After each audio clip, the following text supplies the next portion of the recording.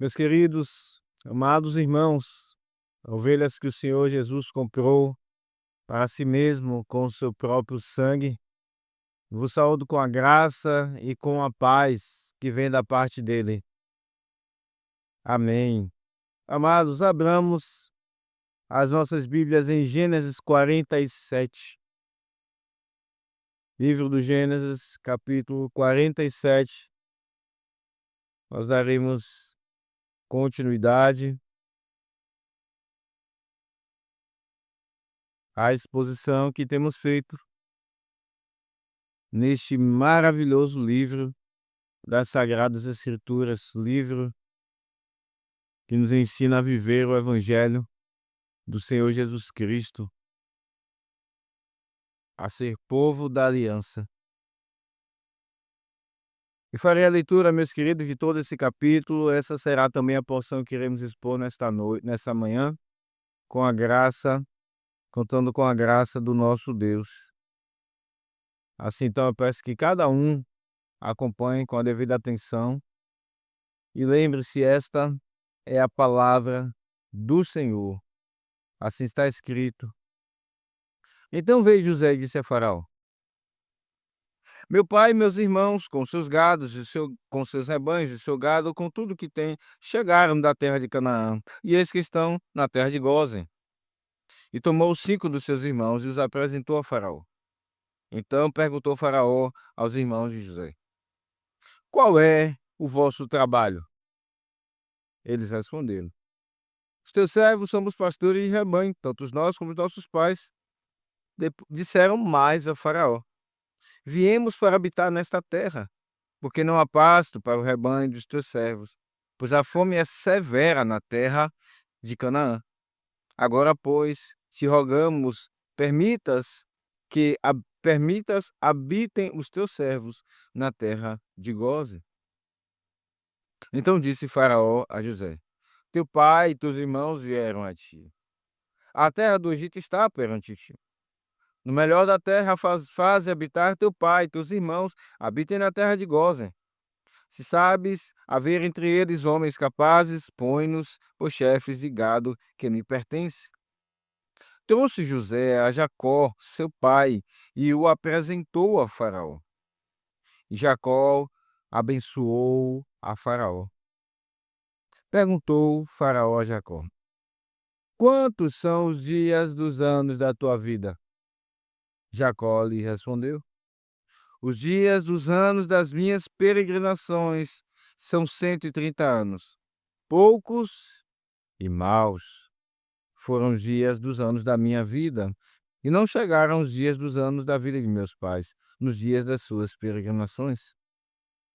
E tendo Jacó abençoado a Faraó, saiu da sua presença. Então José estabeleceu a seu pai e a seus irmãos e lhes deu possessão na terra do Egito, no melhor da terra, na terra de Ramsés, como Faraó ordenara. E José sustentou de pão a seu pai, a seus irmãos e a toda a casa de seu pai, segundo o número de seus filhos. Não havia pão em toda a terra, porque a fome era muito severa, de maneira que desfalecia o povo do Egito e o povo de Canaã por causa da fome. Então José arrecadou todo o dinheiro que se achou na terra do Egito e na terra de Canaã pelo cereal que compravam e o recolheu à casa de Faraó. Tendo-se acabado, pois, o dinheiro na terra do Egito e na terra de Canaã, foram todos os egípcios a José e disseram: Dá-nos pão, porque haveríamos de morrer em tua presença? Porquanto o dinheiro nos falta, respondeu José. Se nos falta o dinheiro, trazei o vosso gado, em troca do vosso gado eu vos suprirei. Então trouxeram o seu gado a José, e José lhes deu pão em troca dos cavalos, de rebanhos, de gado e jumentos, e o sustentou de pão por aquele ano em troca do seu gado.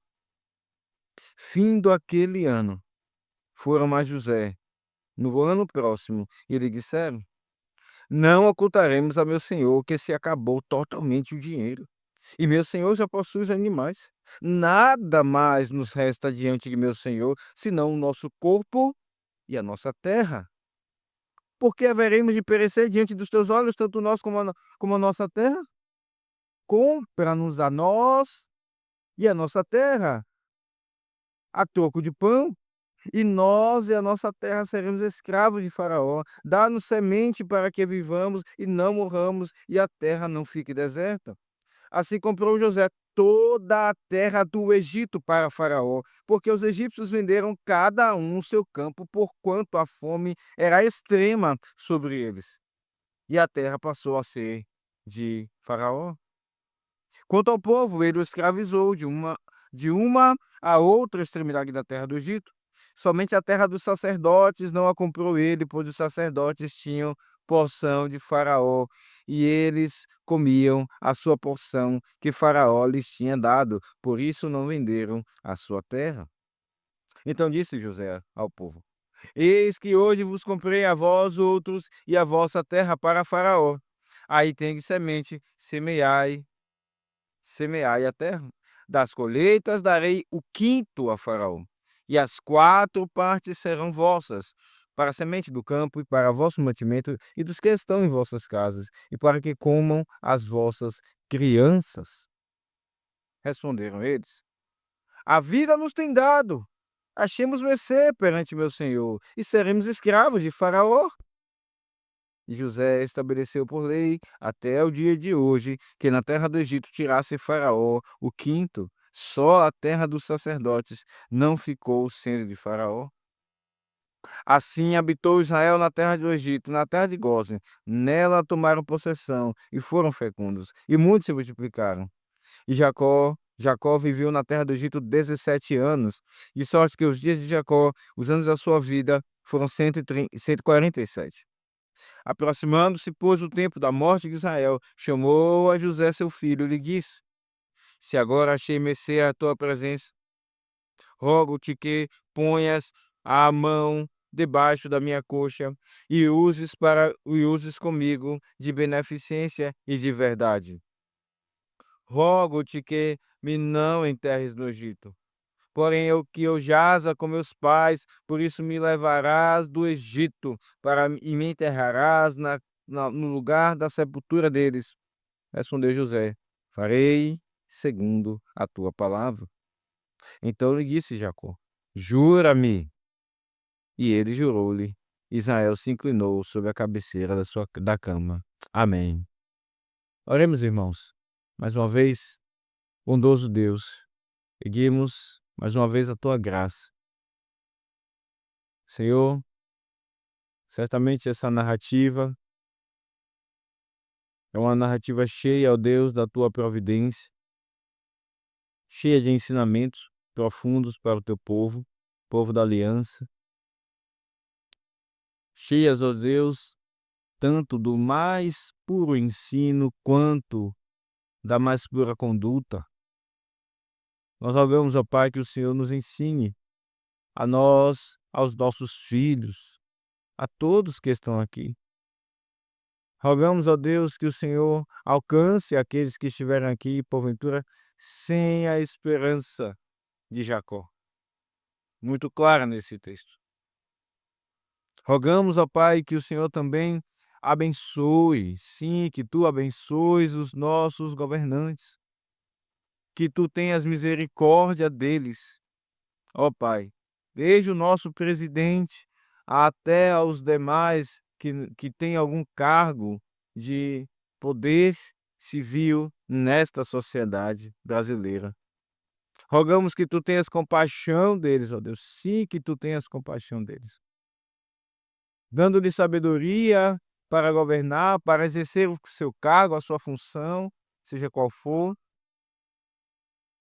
dando, ó Deus, a eles misericórdia, porque, ó Senhor, eles têm cada dia mais estimulado a tua ira sobre as suas cabeças, atraído como um forte imã a tua ira sobre as suas próprias cabeças. E, ó Deus, tu tens tido misericórdia, e rogamos que tenhas misericórdia para que eles ouçam o evangelho, se arrependam, vejam como Saulo no caminho para Damasco, contemplem o que tem feito contra o Senhor e contra o teu povo, e se arrependam dos seus pecados, ó Deus, e sejam salvos, continuem em seus postos, não mais governando para si mesmos, para os seus prazeres, para os seus esquemas sujos, mas para o Senhor e para o bem dessa população. Como José fez no Egito. Pedimos a Deus isso. Os nossos olhos possam ver isso, Senhor. Que a tua igreja seja instrumento do Senhor para salgar esta nação, para revirar de ponta a cabeça esta nação, que está muito cheia da sua idolatria, de seus prazeres pecaminosos, ó Deus. Tenha compaixão. Em nome de Jesus oramos. Faz estas coisas. Assim te pedimos, Pai. Amém. Nós vivemos nesses dias, meus irmãos, dias muito bons, não é verdade? Nós chegamos nos mercados, nas prateleiras, e os preços eles estão baixos. Nós conseguimos encher os nossos carrinhos, levar tudo o que precisamos, e ainda sobra dinheiro para guardar, para investir. Vivemos dias muito bons, não é verdade? Eu sei, isso não é verdade. Nós vivemos dias, na verdade, de altos preços. Nós vivemos, na verdade, inclusive acabamos de viver um ano que pareceu vários anos dentro dele, porque a inflação ela subiu várias vezes no mesmo ano. Geralmente esses valores são corrigidos ao passar de um ano para o outro, mas por conta da ganância dos nossos governantes, os impostos têm cada vez mais subido. E cada vez mais a população sofre. E cada vez mais as pessoas têm que comprar menos. E cada vez mais elas comem menos. Nós vivemos dias, meus irmãos, em que o alimento tem diminuído por conta da alta taxa dos impostos.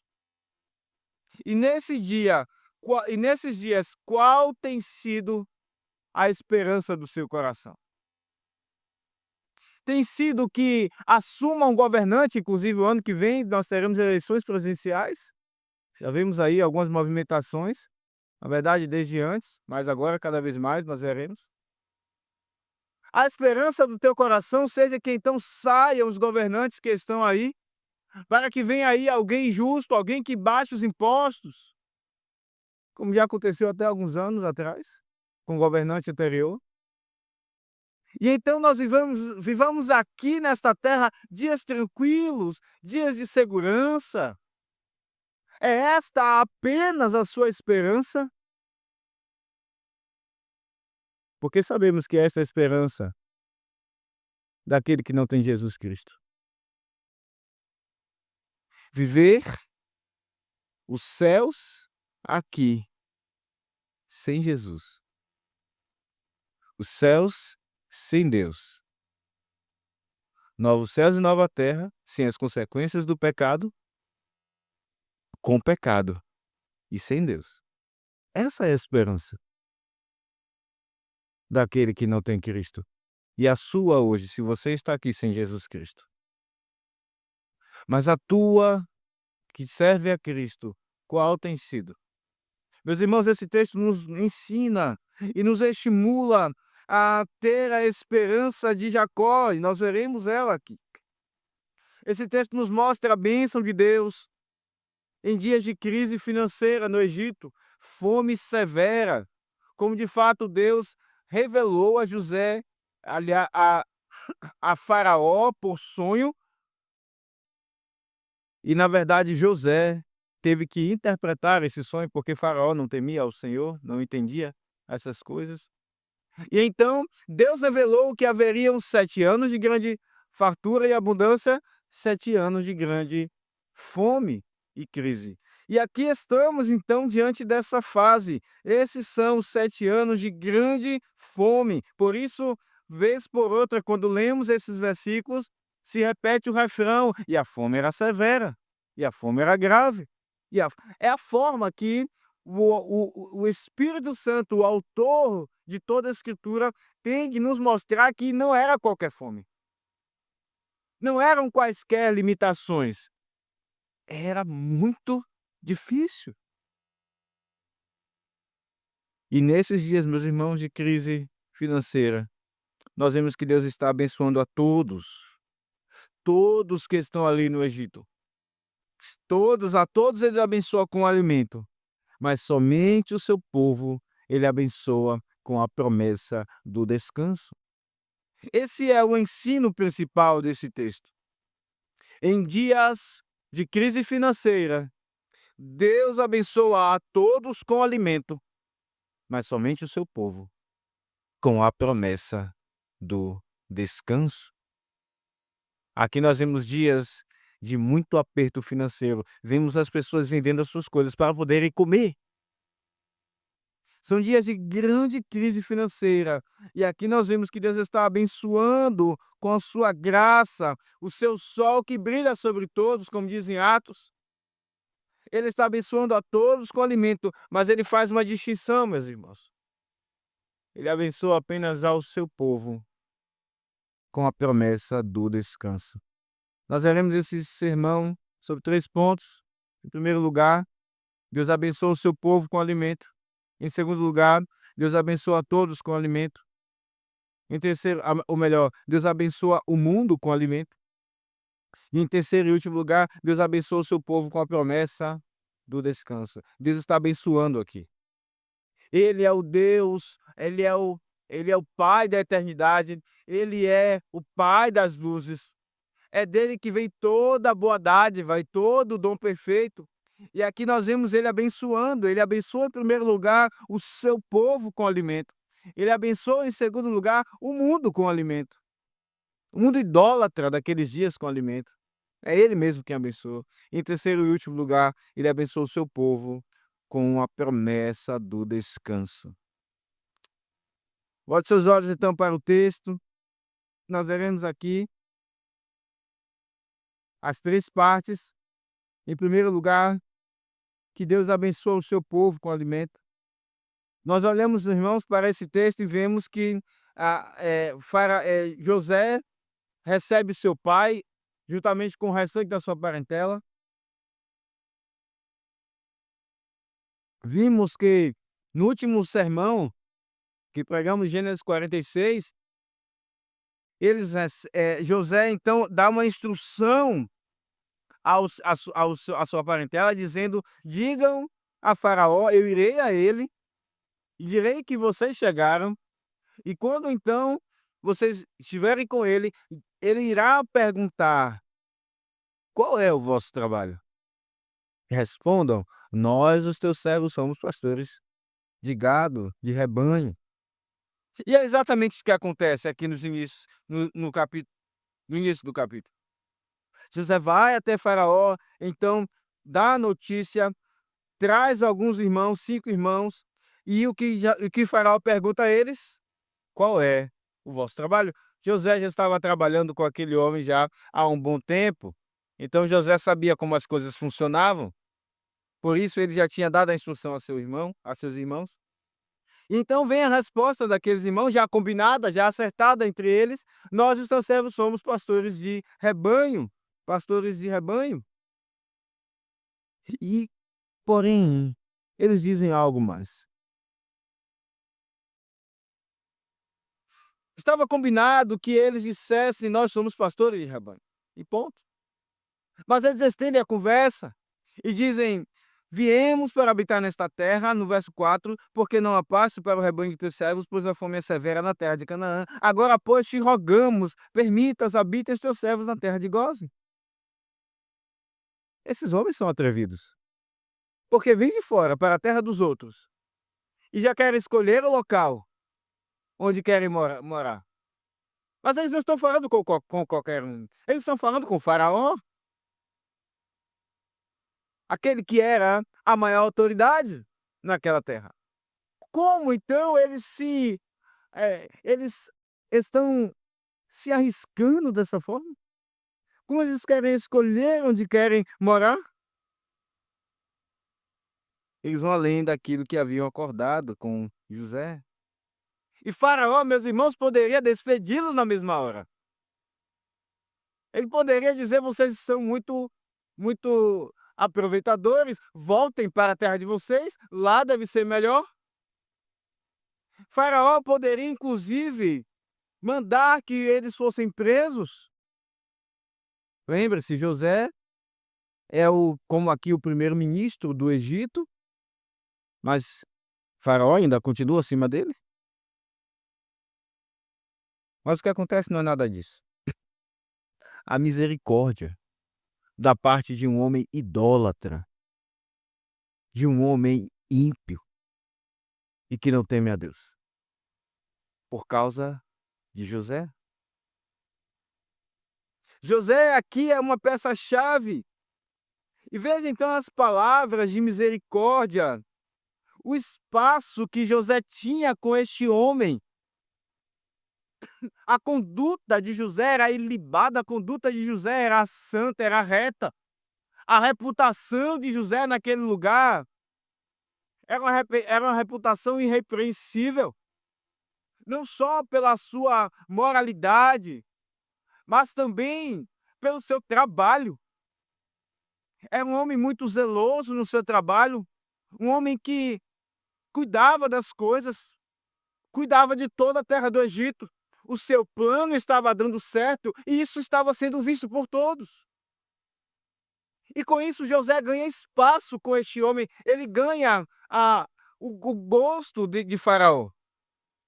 E ainda que os irmãos de José tenham sido aqui atrevidos, a resposta de Faraó é misericordiosa, veja no verso 5. Teu pai e teus irmãos vieram a ti. Ou seja, ele está reconhecendo que, ele está dizendo: José, eles vieram toda essa caminhada, eles andaram muito até chegar aqui. Olha eles com as suas coisas, com seus animais, com seus pertences. Eu não vou despedi-los. Eles são seus irmãos, eles são a sua parentela. A terra está diante de ti. O melhor, faz com que eles habitem no melhor da terra. É isso que ele diz no verso 6. E que eles habitem lá, bem longe de mim, na terra de Gósen. Porque eles são pastores de rebanho. Nós já vimos que os pastores de rebanho eram abominação para os egípcios. Mas apesar de querê-los longe, onde não costumavam frequentar os egípcios, nós vemos aqui a misericórdia deste homem ímpio para com os parentes de José. E vemos, irmãos, que o Senhor, cuidando dos seus peregrinos, ele usa qualquer um. Ele pode usar o governante mais ímpio e perverso que existe na face da terra. Ele está cuidando do seu povo. Ele tem todos em suas mãos. Ele tem o coração do rei nas suas mãos. E diz o texto bíblico que ele inclina para onde quer. É isso que nós estamos vendo aqui. Como Deus está cuidando do seu povo nessa recepção aqui no Egito. Mas algo estranho acontece. José traz seu pai e parece que Jacó quebra a ordem das coisas. Ele parece que está sendo até intransigente aqui. Ora, Faraó já disse que vai recebê-los, apesar do atrevimento deles. Agora vem Jacó, o pai dele, e Jacó inventa de abençoar Faraó. Faraó é aquele perto de quem todo que se aproxima se inclina, reconhecendo a sua autoridade, a sua grandeza. Mas vem Jacó e abençoa. Irmãos, quem abençoa é superior, nós sabemos disso. Nós vemos dias em que os filhos não costumam mais pedir a bênção aos seus pais, né? Mas isso é bíblico, tá? Isso não é costume católico romano. Isso é bíblico. E então, por que os filhos pedem a bênção aos pais? Ou pelo menos deveriam pedir as bênçãos aos seus pais. Meu pai, sua bênção. Minha mãe, a sua bênção. Porque o maior abençoa o menor. Não é isso que nós vemos, inclusive, em Gênesis 14? Quando ali Abraão, pai da fé, é abençoado, aquele que tinha a bênção, Abraão, é abençoado por Melquisedeque, aquele que era superior, e Hebreus nos interpreta essa cena, dizendo que ali está muito claramente o maior abençoando o menor. Então, irmãos, quem abençoa quem abençoa se coloca e de fato é superior àquele que está sendo abençoado. Mas o que deu na cabeça de Jacó? Porque ele está lidando com Faraó, a maior autoridade do Egito. Ele é o maior. Mas não aos olhos daquele que teme a Deus, daquele que é o neto de Abraão, que recebeu a bênção e que disse: em ti serão benditas todas as nações da terra. Jacó está velho, mas ele está muito consciente daquilo que ele está fazendo. Por isso, então, ele abençoa Faraó. Ele abençoa Faraó. E Faraó, então, faz uma pergunta, ele recebe a bênção e faz uma pergunta: quantos são os anos da tua vida? E repare a resposta de Jacó. A resposta de Jacó, embora ele responda a sua idade, o conteúdo mais abundante na sua resposta não são os anos da sua vida, mas que ele é um peregrino. Veja, ele começa a dizer os dias e os anos das minhas peregrinações, e no final ele acaba nos dias das suas peregrinações. Ele quer enfatizar que ele é um peregrino, que ele caminha por essa terra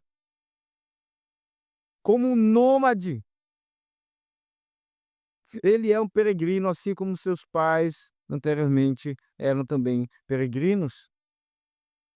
E nós vemos aqui, meus irmãos, que Jacó revela as cicatrizes dos seus corações com tudo que aconteceu em sua vida. Quando ele diz: os dias da minha vida são 130 anos. Eles são poucos comparados com os anos da vida de meus pais, que já passaram, de fato. Mas ele diz uma informação a mais. Ele diz: são poucos, no verso 9, e maus.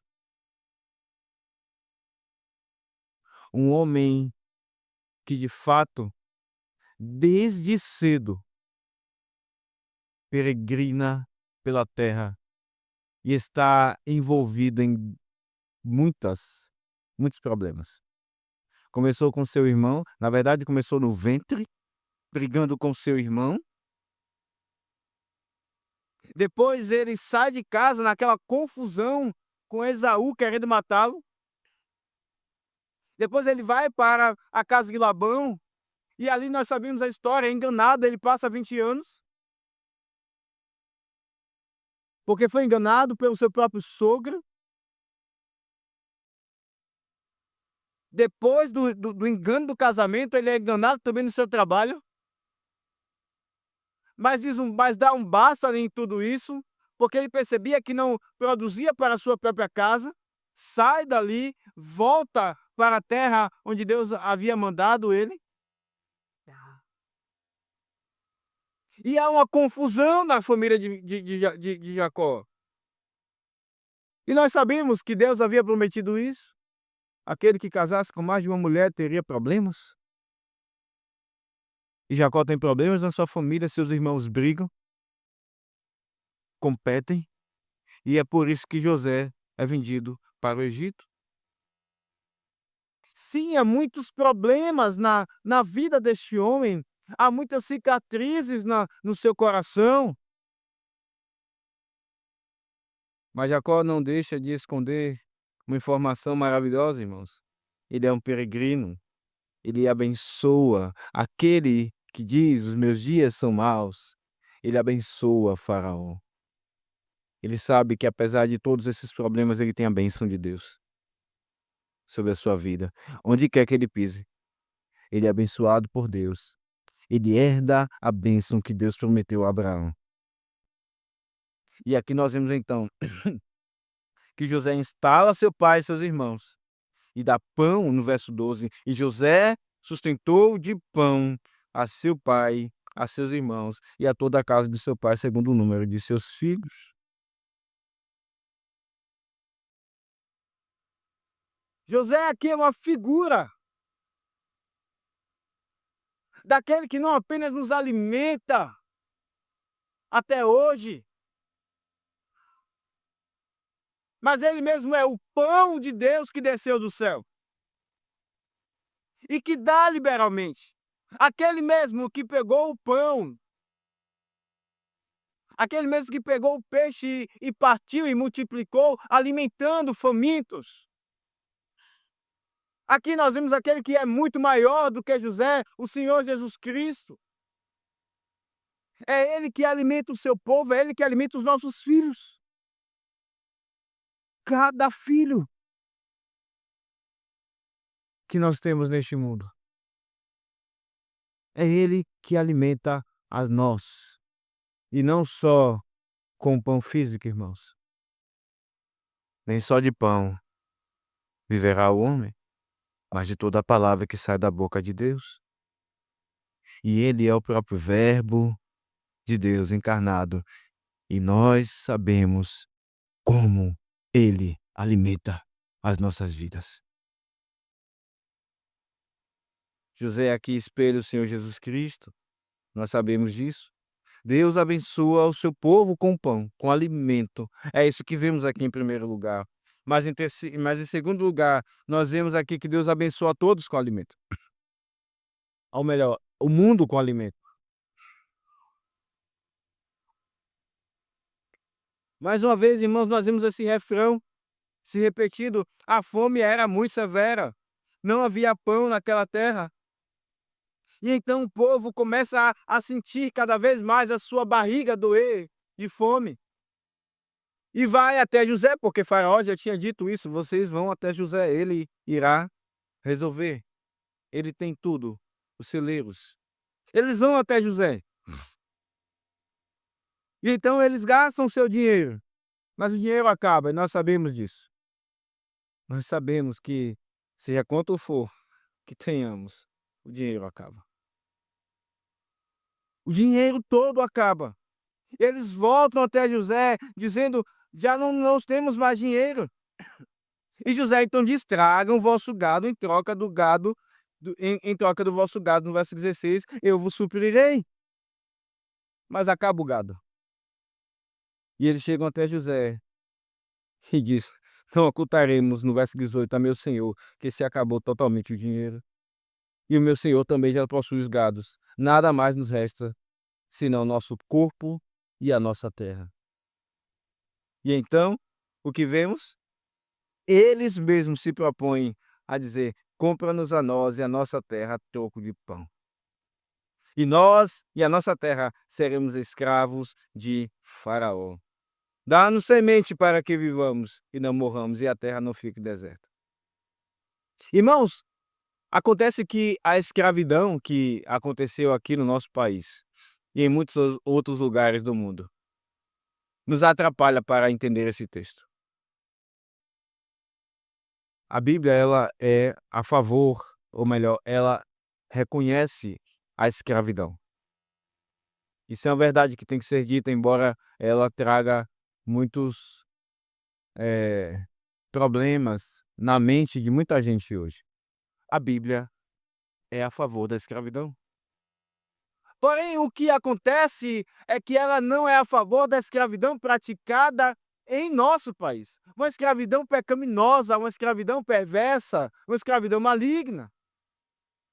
Essa escravidão que vemos aqui, irmãos, é uma escravidão, digamos assim, trabalhista. É uma escravidão de negócio. Eu preciso de algo, você tem aquilo que eu tenho, eu não tenho mais objeto algum para lhe vender, eu mesmo me vendo. Você me compra e você me dá aquilo que eu preciso. É essa escravidão que está sendo praticada aqui. E nós sabemos que o povo de Deus também tinha escravos. Nós sabemos que no tempo em que Paulo escreve também haviam escravos. Filemão, já expusemos aqui, era um que tinha escravo, e Onésimo era um escravo dele. O que acontece, meus irmãos, é que o pecado entrou no mundo, e quando os homens escravizam outros, muitas vezes, isso já aconteceu, a maldade, a ganância e a perversidade deles os domina, e eles são malignos. Mas veja, esses homens estão pedindo a José: compra-nos como escravos, compra a única coisa que nos restou, a terra, para que nós não morramos. A fome era severa, o texto já nos deixou claro. E José faz algo aqui que talvez mexa com o seu coração. Talvez você diga: como José pode ser tão ganancioso num momento de crise financeira como essa? José compra, não somente compra eles como escravo, compra a terra deles, mas estabelece uma taxa altíssima. O quinto, ou seja, 20% da renda do trabalho daqueles homens. 20%. Porque José não dá. Cristo não nos ensina que nós devemos dar. Não, meus irmãos. José aqui está a cargo de Faraó. José, os celeiros, os cereais não são dele, são do Egito. Fazer caridade com o que não é seu não agrada a Deus.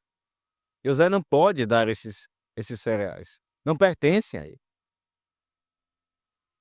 Ele está aqui como um empregado de Faraó, ainda que ele seja como um primeiro-ministro. E o que ele estabelece aqui é essa taxa de 20%. E talvez seja alta para você, mas um dado histórico é importante nesse momento. Os historiadores dizem que naqueles dias a taxa comum cobrada sobre os cereais era de 40%. 40%. Ou seja, fica muito claro por que então eles são comprados. E aqui eles dizem, no verso, segue o texto aqui, quando diz aqui que ele escravizou uma a outra extremidade da terra do Egito, somente a terra dos sacerdotes ficou livre disso. Então ele disse ao povo: eu vos compro hoje, eu vos compro a vossa propriedade, vocês vão dar o quinto. E no verso de número 25, ele diz assim, eles respondem: a vida nos tem dado, achemos mercê perante o meu Senhor e seremos escravos de Faraó. Fica muito claro porque esse povo está feliz por ser escravo. Porque eles sabiam muito bem que José poderia cobrar 40% deles. Eles não tinham mais nada. Eles estavam com fome. Não restava mais nada senão de fato se entregar nas mãos de Faraó como escravo e vender a sua terra. O que é que mais importa agora? O que adianta eu dizer não? Escravo? Nunca passarei por isso e morrer de fome. A fome era severa. Mas eles enxergam, irmãos, a misericórdia de um homem político e temente ao Senhor. José era um político do Egito, mas ele temia a Deus e a sua conduta era misericordiosa, era compassiva, muito diferente dos políticos que temos em nosso país. Gananciosos, orgulhosos, malignos e que tiram até os rins e os órgãos da população para vendê-los.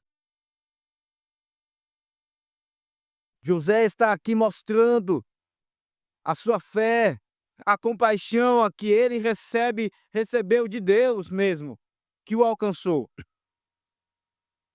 José está agindo com misericórdia. E é por isso que o povo então agradece. Nós vemos, meus irmãos, Deus abençoando o povo, o mundo, com o alimento nesses dias de crise. É isso que vemos aqui até o verso de número 31.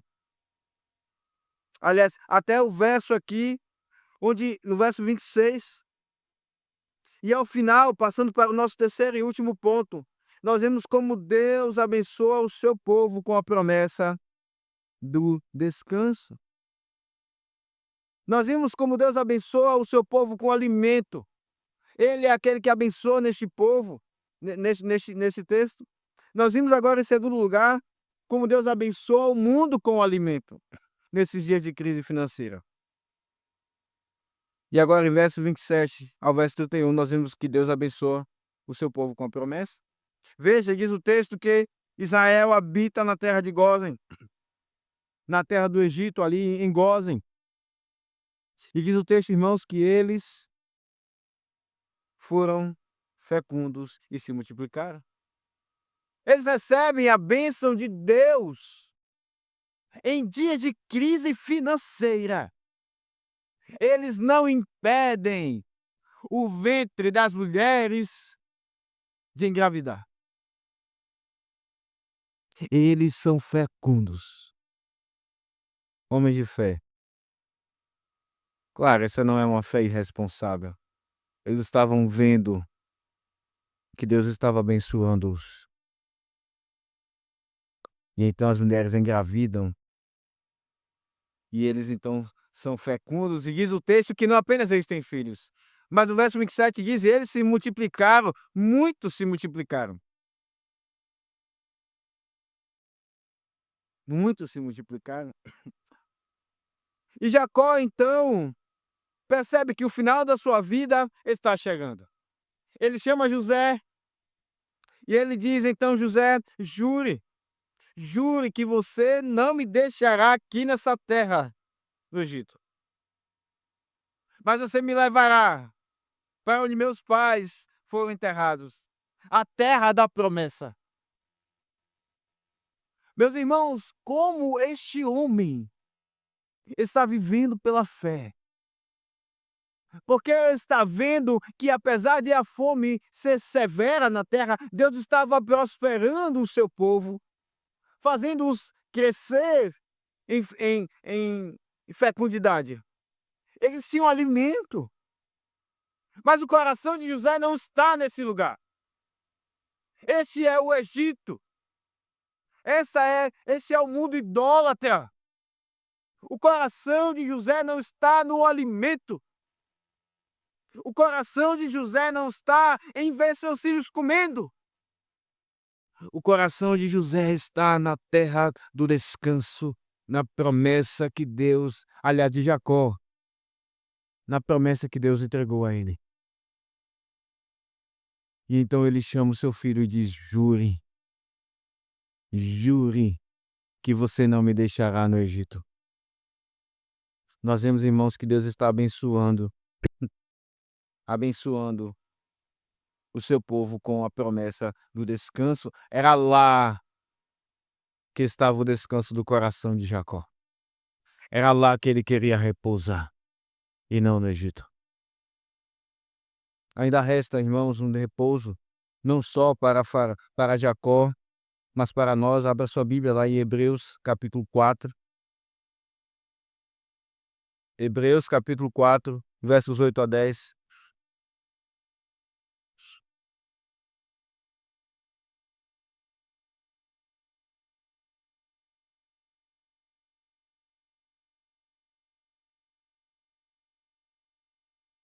Hebreus 4, 8 a 10. Ora, se Josué lhes houvesse dado descanso, não falaria posteriormente a respeito de outro dia.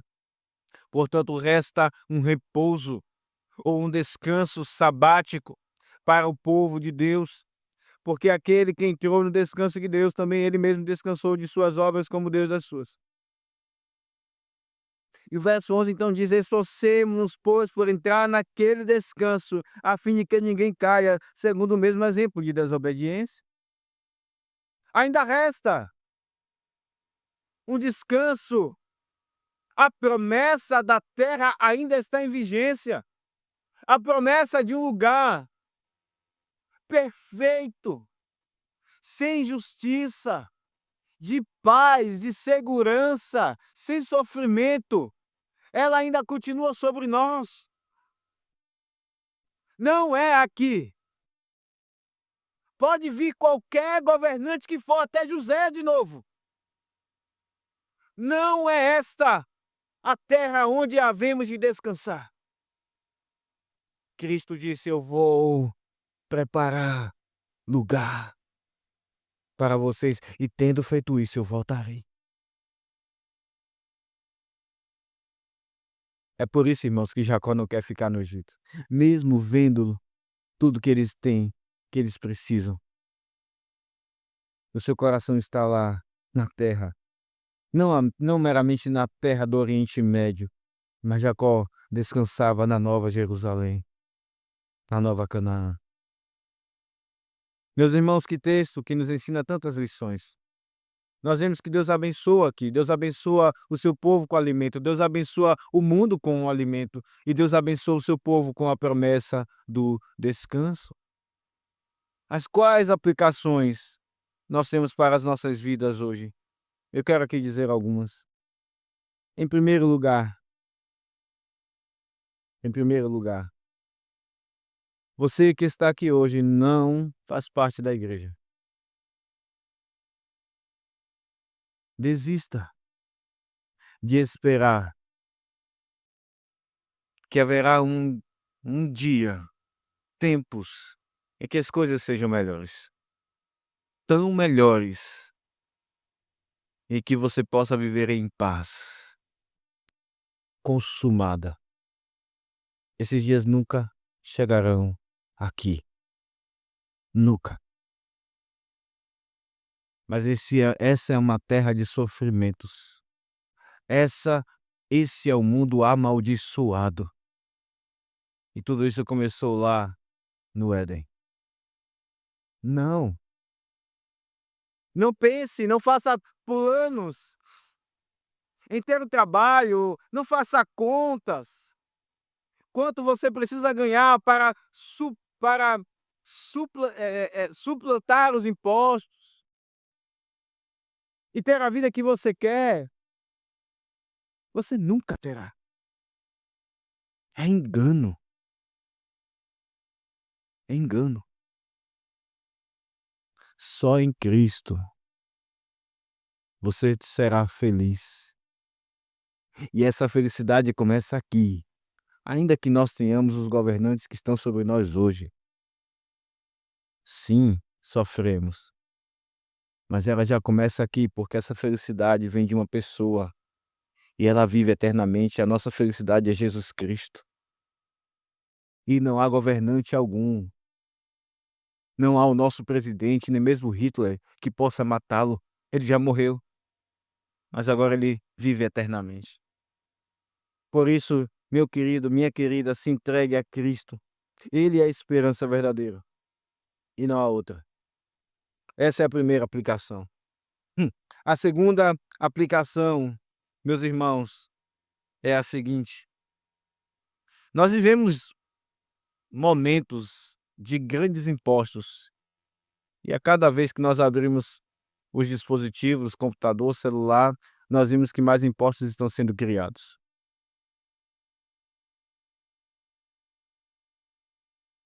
Mas impostos são necessários. Não é esse o exemplo que nosso Senhor Jesus dá? Quando chegam tentando para prová-lo, o que ele diz?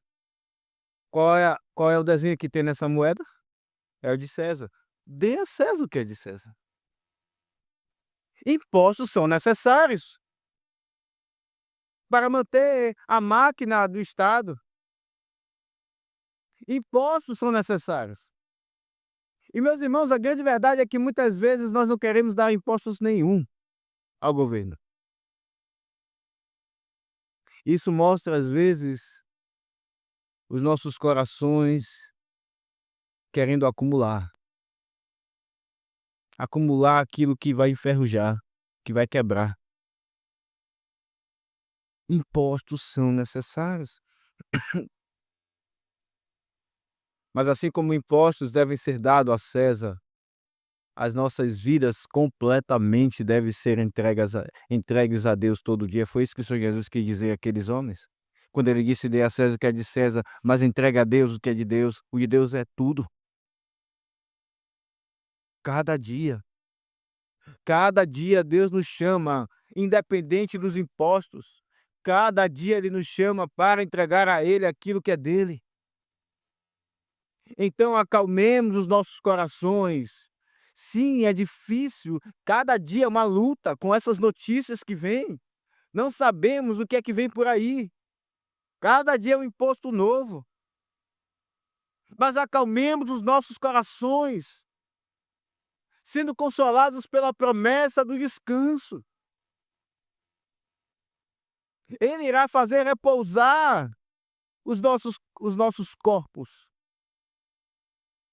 Ele cuidará dos nossos filhos, aqui mesmo. Irmãos, nós não vivemos os dias em que os impostos, nunca foram tão altos. Olha os dias de José, o normal era que 40% dos cereais fossem taxados. 40%. Nós não somos os primeiros seres humanos a serem injustiçados por governos. Nós vivemos em 2025, mas a história nos mostra, irmãos, que é assim mesmo.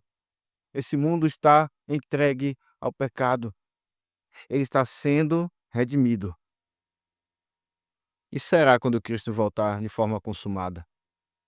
Portanto, não coloquemos a nossa esperança em que venha alguém diminuir o imposto. Nosso coração esteja naquele que prometeu descanso para nós e que nos guarda. E entreguemos nossas contas a Ele. Ele cuidará de nós. E a igreja, com seus braços e mãos, também cuida de nós quando as coisas nos faltam. Seja pelo diaconato, seja pela diaconia de cada membro. O mais, irmãos, tudo se irá, tudo irá se acabar. Segunda de Pedro diz que quando ele vier, a terra e as suas obras serão desfeitas, irão se acabar. Tudo. Irão ser feitos novos céus e nova terra, onde habita a justiça. Eis aqui então uma aplicação que deve consolar os nossos corações. Uma terceira e última aplicação para que nós possamos encerrar é a seguinte: nós não devemos esperar que o Estado cuide de nós. Infelizmente a nossa nação é fundada, o seu espírito é socialista desde o início. Desde o início. O Estado não é nosso pai. E quando a população espera que o Estado dê saúde, educação e tantas outras coisas, ele não faz nada direito. Ele não consegue. Ele não foi chamado por Deus para dar educação, para dar saúde, para dar todas as outras coisas que tem tentado dar. Ele foi chamado por Deus para dar uma coisa: segurança. É isso que está em Romanos 13. Você pode ler em casa. O papel do Estado é dar segurança, punir os maus e louvar e presentear os bons. É isso que o Estado deve fazer, e quando ele não faz, e ele tenta fazer as outras coisas, nós vivemos dias que temos vivido hoje, onde trancamos as nossas casas, onde vivemos em condomínios, porque a insegurança é terrível.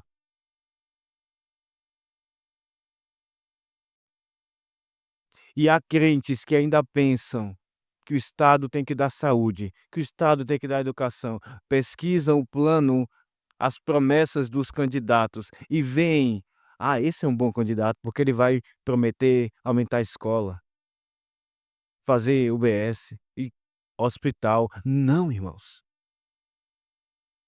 Deus não chamou os governantes para fazer isso. Cristo é o Senhor dos senhores. Ele é o Senhor sobre a sua igreja e ele é o Senhor sobre as nações. E todos devem obedecê-lo. José está fazendo diferente. Não pense que José está sendo assistencialista. Eram dias de calamidade. A fome era severa, isso que está sendo repetido no texto. As coisas comuns não podiam acontecer. Então José vem para suprir, dar o mínimo naqueles dias de severa fome. Mas ele não está sendo assistencialista, como infelizmente muitos crentes acham que o governo tem que ser. É bom, olha, auxílio isso, auxílio daquilo outro. Isso só acaba com a população, como temos visto acontecer. Que Deus mude a nossa visão, a nossa cosmovisão, que a Escritura a transforme. Como dizem Romanos, não vos amoldeis ao mundo, mas transforme a sua mente por aquilo que Deus diz que deve acontecer. Ah, irmãos, teríamos mais outras aplicações, mas que o Senhor nos abençoe, que Ele nos encha de consolo, de esperança, da promessa, e que quando nós olharmos os impostos, e nós sabemos que daqui para o final do ano é bem provável que eles aumentem, e provável talvez que o mesmo governo se mantenha nos anos seguintes. E quando soubermos isso, quando lidarmos com isso, os nossos corações estejam descansando lá na terra da promessa. A nossa fé nos leve até lá e ela nos faça viver aqui até que Cristo volte. Em nome de Jesus. Amém. Vamos ficar de pé.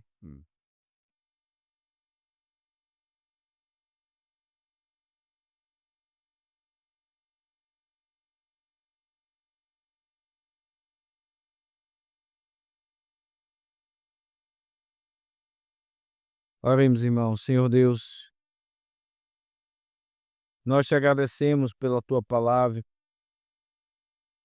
Ó, tem misericórdia de nós, teu povo, ó Deus, que tem vivido dias de crise financeira